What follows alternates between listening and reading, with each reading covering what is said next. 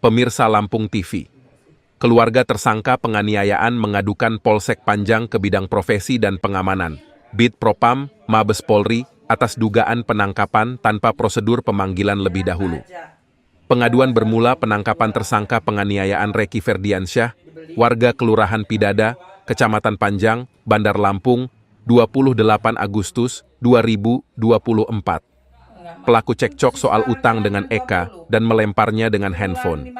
Kejadian ini diadukan ke Polsek Panjang hingga Reky diamankan polisi. Ibu tersangka, Rohani, membenarkan penangkapan anaknya diadukan ke Bid Propam Mabes Polri karena dianggap tidak sesuai prosedur atau menyalahi aturan. Reky ditangkap tanpa surat panggilan pertama, dan seterusnya. Saksi yang melihat penganiayaan tidak dipanggil. Polsek Panjang justru memeriksa saksi lain yang dibawa pelapor. Rohani membenarkan adanya cekcok antara anaknya Reky Ferdiansyah dengan pelapor Eka, hingga terjadi pelemparan handphone yang dilaporkan sebagai penganiayaan. Namun, kejadian itu dia anggap bukanlah penganiayaan berat atau mencelakai nyawa pelapor.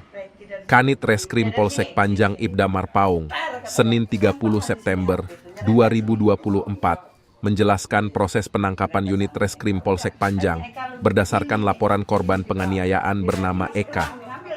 Terlapor Reky Ferdiansyah langsung diamankan, mengingat tersangka merupakan residivis kasus pengeroyokan dan penggelapan. Polisi khawatir Reky Ferdiansyah melarikan diri jika kembali dipanggil melalui surat. Reky ditangkap karena melempar Eka dengan handphone dan memukul dengan sapu. Pelaku ditangkap dengan barang bukti hasil visum dan keterangan sejumlah saksi. Tahu-tahu posisi saya nggak ada di rumah, yang ada cuma menantu. Katanya sih ribut sama Eka.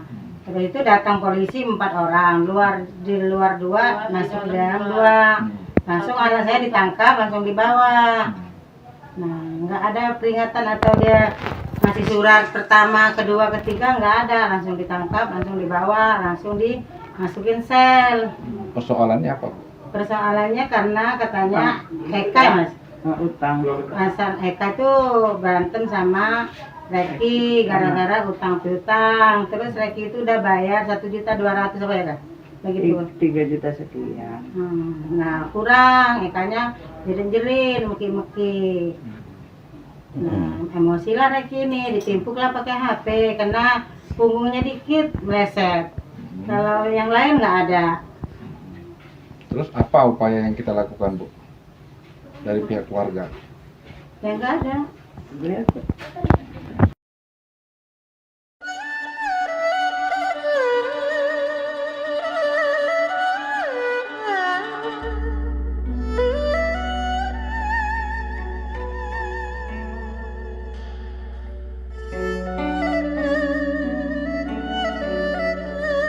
Melakukan total saraf atau penekanan saraf itu berdasarkan penyakit.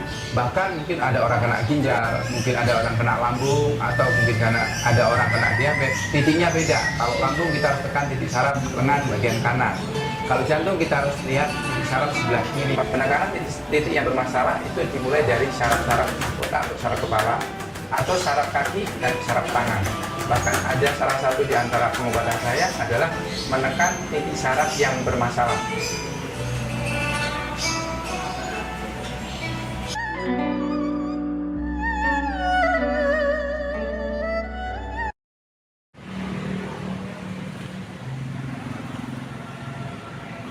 Hari Sabtu, malam Minggu, tanggal 28, dilakukan penangkapan terhadap pelaku 351 atas nama Reky.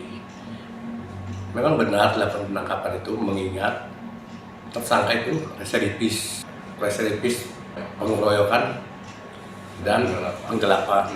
Jadi sehingga dilakukan penangkapan tidak melakukan pemanggilan kembali. Mengingat karena apabila kita layangkan surat panggilan yang kita takutkan penyidik, mereka berlari.